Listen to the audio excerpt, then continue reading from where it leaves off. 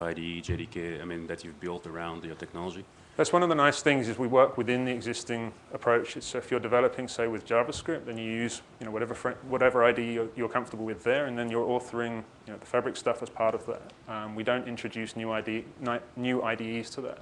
That said, we have powerful things like visual debugging tools. So if you're using a dependency graph approach to concurrency, you get a representation of that you can work with.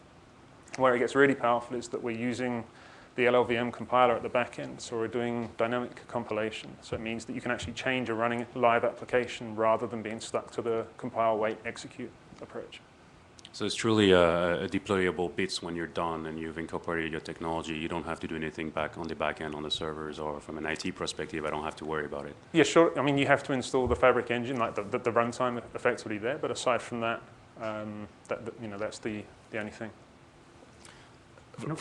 Go ahead. Just from a go-to-market perspective, I mean, I quickly saw the packages up there, but do you anticipate enterprises adopting this, teams or individuals within a company? I mean, what's your, I think likely in ideal states? I think initially, when I'm speaking to people, it seems like there are these point projects within enterprise where someone has an interest. So I was speaking to someone where they do all of their work in Python today, and there's a whole bunch of tooling that they go through, and if they could bring this kind of performance to the guys writing Python, then it's valuable. So I see it as sort of these points within a existing production environment, rather than a top-down, we're just going to use this across the board.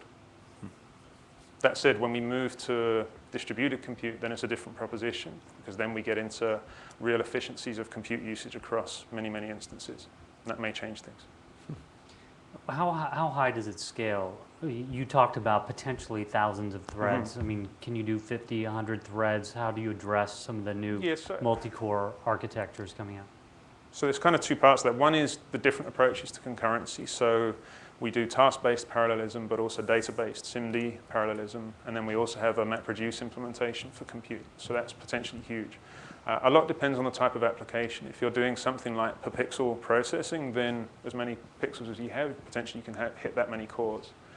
In terms of future hardware, one of the problems right now is that you have CPU and GPU that are distinct from one another. So whilst GPU processing is valuable, often you lose all of the benefit by moving it back.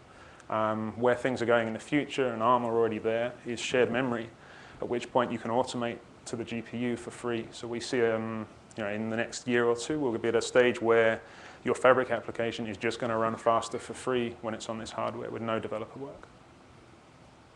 So how does pricing work? How do you? Yes, so we work on a per instance model where it's server side. And then when someone's, say, if they're building web apps used through the browser model, then that's more similar to the PhoneGap approach of just developer licensing. Within the 3D space with the desktop stuff, they're actually paying for a vertical stack of technology built on top of our core platform. Any other questions from out in the crowd here?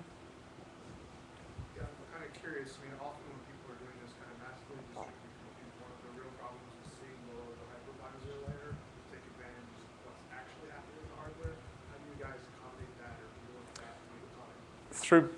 Yes, so the question was asking about how we actually handle things at a real low hardware level when it comes to mass distribution of compute. Or just primitive compute processes that you can't see.